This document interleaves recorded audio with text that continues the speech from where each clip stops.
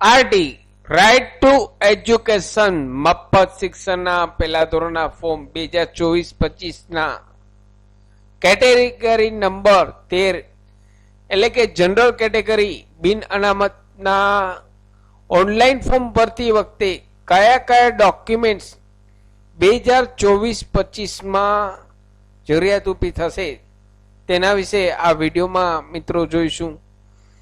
નમસ્કાર મિત્રો, હું જયેશ કોટેચા શિવસાગર ગાઈડ ચેનલમાં આપ સૌનું ફરી હાર્દિક સ્વાગત કરું છું.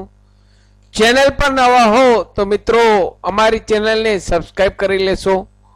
કમ ટુ ધ પોઈન્ટ ફ્રેન્ડ્સ, અહીં આપ સ્ક્રીન પર જુઓ છો 2024-25 તમામ ડોક્યુમેન્ટ્સ અહીં ઓરિજિનલ અપલોડ કરવાના છે.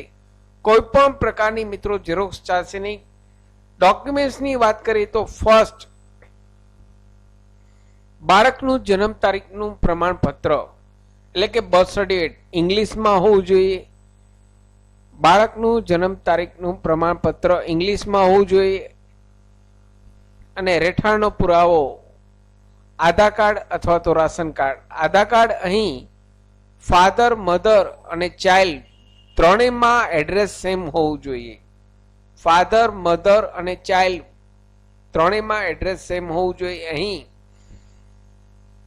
ડોક્યુમેન્ટ્સ અપલોડ કરતી વખતે અહીં ફાધર અને ચાઇલ્ડ બંનેના આધાર કાર્ડ કમ્બાઈન કરી પીડીએફ ફાઇલ બનાવી અપલોડ કરવાની છે, અથવા તો મમ્મીનું આધાર કાર્ડ અને સાથે બાળકનું આધાર કાર્ડ આગળ પાછળ સ્કેન કરી પીડીએફ ફાઇલમાં અપલોડ કરવાનું છે.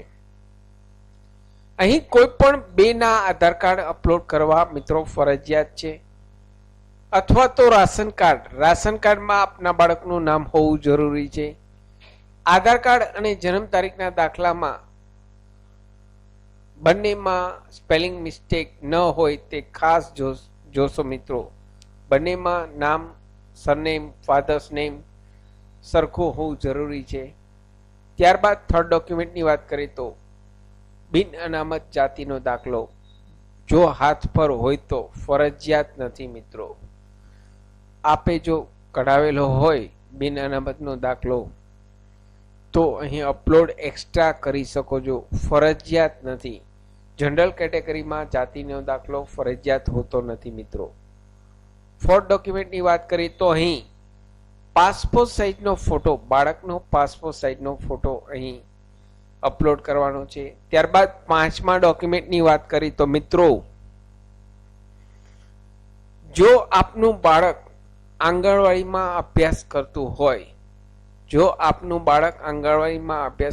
હોય, અને 2 વર્ષ કે તેથી ઉપરનો અભ્યાસ કરેલો હોય તો તે અહીં ડોક્યુમેન્ટ્સ અપલોડ કરી શકો. અહીં આપ જનરલ કેટેગરીમાં આવતા હોય તો અહીં આંગણવાડીના અંડરમાં પણ આપ એપ્લાય કરી શકો, અથવા તો જનરલ કેટેગરીમાં પણ એપ્લાય કરી શકો. 2 કેટેગરીમાં આપ એપ્લાય કરી શકો, આંગણવાડીના અંડરમાં અને જનરલ કેટેગરીમાં. બિન અનામત કેટેગરીમાં આપ એપ્લાય કરી શકો મિત્રો. અને જો આપને સંતાનમાં એક દીકરી જ હોય તો સિંગલ ગર્લ ચાઇલ્ડ તરીકે પણ આપ એપ્લાય કરી શકો. જો આપને સંતાનમાં એક દીકરી હોય તો સિંગલ ગર્લ ચાઇલ્ડ તરીકે પણ આપ એપ્લાય કરી શકો. તેનો અહીં સર્ટિફિકેટ આરોગ્ય શાખામાંથી આપે કઢાવવાનું હોય છે. આપના નજીકના આરોગ્ય શાખામાંથી સિંગલ ગર્લ ચાઇલ્ડનું સર્ટિફિકેટ કઢાવવાનું હોય છે, તેના ઉપર આપ એપ્લાય કરી શકો. છઠ્ઠા ડોક્યુમેન્ટની વાત કરીએ તો આવકનો દાખલો પિતાનો લેટેસ્ટ હોવો જોઈએ. સાતમું, અહીં વાલીની સહી સ્કેન કરી અપલોડ કરવાની છે. આઠમા ડોક્યુમેન્ટની વાત કરીએ તો મિત્રો, ઇન્કમટેક્સ રિટર્ન ભરતા હોય, જો આપ ઇન્કમટેક્સ રિટર્ન ભરતા હોય તો રિટર્નની કોપી, અથવા તો જો ઇન્કમટેક્સ રિટર્ન ભરતા ન હોય તો સેલ્ફ ડિક્લેરેશન અહીં ફોર્મ ભરી અપલોડ કરવાનું છે મિત્રો. અહીં ઇન્કમટેક્સ રિટર્નમાં અને આવકના દાખલામાં બંનેમાં આવક સેમ હોવી જરૂરી છે. ઇન્કમટેક્સ રિટર્નમાં અને આવકના દાખલામાં ઇન્કમ સેમ હોવી જરૂરી છે.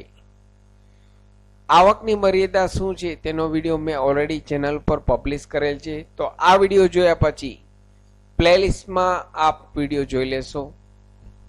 નવમા ડોક્યુમેન્ટની વાત કરીએ તો પાન કાર્ડ બંને પેરેન્ટ્સના અહીં અપલોડ કરવાના છે.